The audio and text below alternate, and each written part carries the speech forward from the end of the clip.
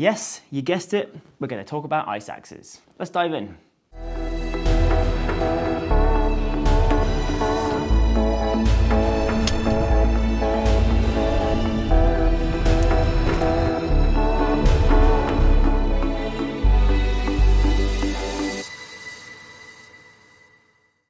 So hello and welcome back to my channel. If you're new here, make sure you go down there and hit that subscribe button, turn on the notifications, because I really hope that one of these videos will be useful for you in the future.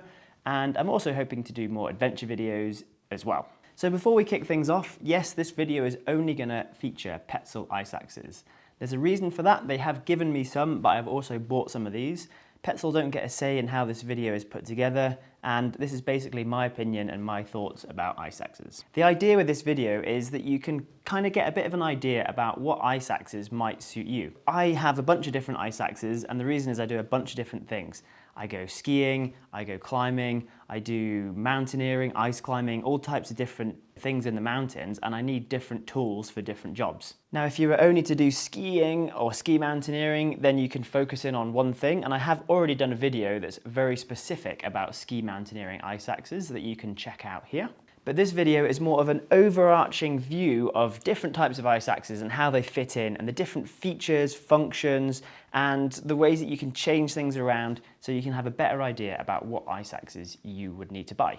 Before we dive into different models and all that kind of stuff, let's talk a little bit about the features or the parts of the ice axes, so we've got a little bit of terminology to work with. So this would be a very classic middle-of-the-road ice axe. This is the Petzl Sumtech. Up here we have the head of the ice axe, so this is the top of the ice axe. And back here we've got an adze. This is used for cutting snow or chopping ledges. And then over here we've got the pick and the teeth on the pick. Sometimes you also have teeth up here. Then coming down we have the shaft of the ice axe. And then there'll be a grip with maybe a grip rest, and then a spike at the bottom. Not all ice axes have a spike on the bottom, but most of them will have this kind of configuration. Maybe they don't have a grip rest, maybe they have a bigger grip, something like the Petzl Nomic, for example. This is generally the anatomy of an ice axe. The only other thing that you might change is you might have a hammer on the back of here, and on modular tools like this, you can change this out and have nothing, or you can have two hammers, or you could have two adzes. I'm not sure why you'd do that, but you could. So let's think about what you would need for kind of general mountaineering. I'd say something like this, the Glacier Light Ride, is a really good tool for general mountaineering. We've got a kind of normal shaped pick like this. When I say normal, it kind of bends down like this.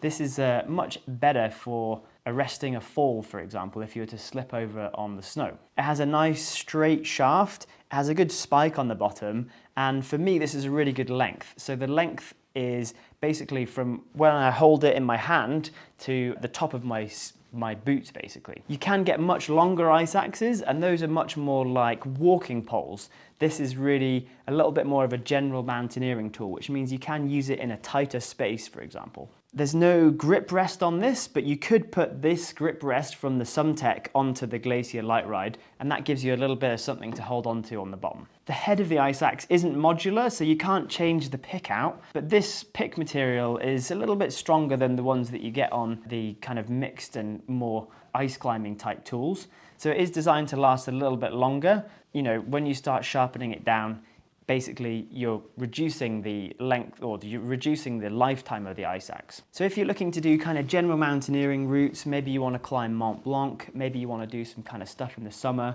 or you're looking for a kind of do-it-all beginner's ice axe, I would look for something like this, with a nice straight shaft, a classic alpine pick, an adze, a spike on the bottom, and generally around about 50 centimeters in length. If you're really just doing trekking, yes, you could take a longer ice axe, but something that's longer, then it gets really kind of caught up on the rope on your back. If you're kind of, let's say you're being guided, the guide has to pass the rope over your head the whole time. That rope is going to get caught on the ice axe if you're kind of just scrambling down, for example.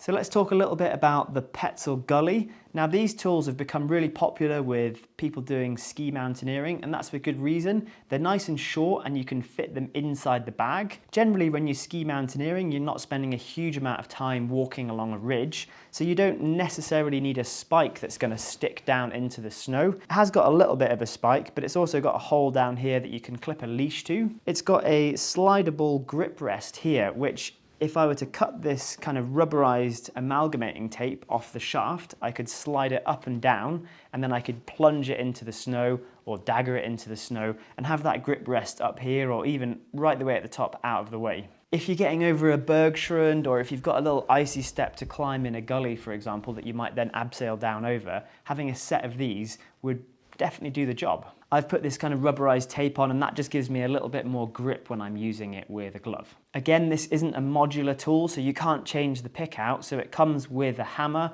or an adze. You can also get the ride, which is a stronger pick, would last a little bit longer, so a gully and a ride might be a really good combination for those of you looking to do ski mountaineering. Over here we've got the Petzl Sumtech. This is a modular ice axe, and that means that you can change the pick out should it get worn down or break or something. You can put basically any style of pick on these, the same with the Nomic and also the Quark, which I don't have, but it does fit in between these two ice axes. The really nice thing about this axe is the shaft is a little bit straighter, which is a little bit more like a general mountaineering axe.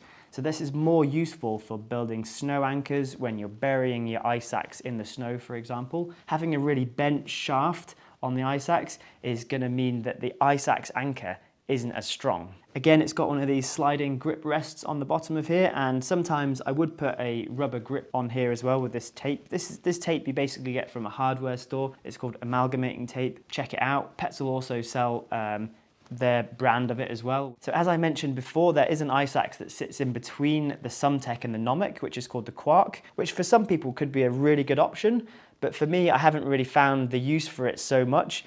This, I feel, covers the sort of easier climbing that I do, and then when things get a little bit more difficult, ice climbing or mixed climbing, I really like to have the Nomic. But a pair of Quarks could be a really good option for people who are operating kind of grade 3, 4, 5 region up in Scotland, and maybe you want that, and then maybe something like the Glacier Light Ride for more kind of classic alpine climbing. And between those two, you could then mix and match. So for example, you could have one Quark and a Glacier Light Ride, or you could just use the Light Ride or the two Quarks. So a combination of those ice axes, I think, would cover a lot of climbing purposes. So over here we've got the Nomic, which is definitely more of a mixed and dry tooling ice axe. It's got two grips, so it's got one here and one down here, and also the spike at the bottom is really useful. It means that you can clip a leash to it and you're not going to drop the ice axe down the mountain. The grip rest at the bottom has got 3 different positions, so you can basically change the grip depending on whether you're using a thin glove or a thicker glove. These tools come with pick weights, so you can add a little bit of extra power to the swing, or you can take it off if you don't feel like you need that. Again, it's a modular design, so you can change the picks out. So you could have a pure dry tooling pick, for example. You could have an ice climbing pick. You can have picks that are kind of in between the two. And that's a really nice system if you do, a few different types of disciplines within the sort of harder climbing. The really nice thing about being able to change picks out is you can have an older pair for kind of scratching around doing mixed climbing, and then a newer pair for doing pure ice, for example. It's super easy to do. All you need is like a 5mm Allen key to change the bolts out on the head. And then the next tool up from this is the Ergonomic, and that's really more of a full-on dry tooling ice axe for doing really steep mixed climbs or doing really kind of wacky ice climbing, for example. Again, I don't have that. I used to do kind of some of that stuff when I was a bit younger, but I don't do so much of it these days, so I don't really feel like I need that tool either. So I hope that goes a little way to explain the different features and what to look for with an ice axe, and just think about what it is you're exactly going to be doing. Are you going to be doing more ski mountaineering where something like the Gully or the Glacier Light Ride is going to fit in with what you're doing? Are you doing more general mountaineering where having maybe a Sumtech or a pair of Sumtechs might work really well? Or are you going to be aiming to do more climbing? So maybe a Quark or a Nomic could be the tool for you. Again, there's loads of different ice axe manufacturers out there, so have a play around with what suits you. Check out the swing it around in the shop, make sure it feels good for you. It's just a little bit easier for me to show you the range of Petzl ice axes, because that's what I have. So thanks very much for watching. I hope you found that video useful. If you did, make sure you give it a thumbs up. Make sure you've hit that subscribe button down there. That's really going to help me to grow this channel more. And as always, I'll see you next time. Cheers, guys.